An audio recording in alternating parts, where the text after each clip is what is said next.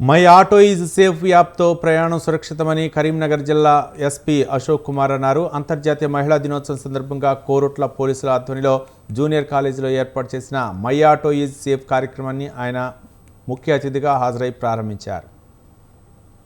My auto is safe కార్యక్రమంతో మహిళలు పిల్లలు సురక్షితంగా గమ్యస్థానాలకు చేరుకోవచ్చునని ఎస్పీ అశోక్ కుమార్ అన్నారు.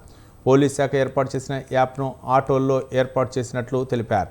ఆటోలో ప్రయాణించిన సమయంలో విలువైన సామగ్రిని మర్చిపోతే వాటిని సులభంగా తిరిగి పొందవచ్చునన్నారు.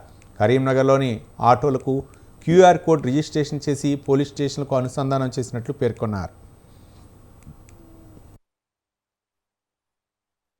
డ్రైవర్స్ తరఫు నుంచి, ఆటో ప్రెసిడెంట్ తరఫు నుంచి, ఆటో సెక్రటరీ తరఫు నుంచి చాలా మంచి అంటే I have not seen such kind of contribution from any group. So మీ అందరికీ చాలా థ్యాంక్స్. డిసెంబర్ మంత్లో మన జిల్లాలో టోటల్ 4000 వరకు ప్యాసింజర్ ఆటోస్ ఉన్నాయి. ఇప్పటి వరకు మనం 2093 ఆటో రిజిస్టర్ చేసాము. So more than 50% we have achieve. So this is not because of మీ కంట్రిబ్యూషన్తో అన్ని 4 months ఎన్ని ఆటోస్ రిజిస్టర్ అయినాయి.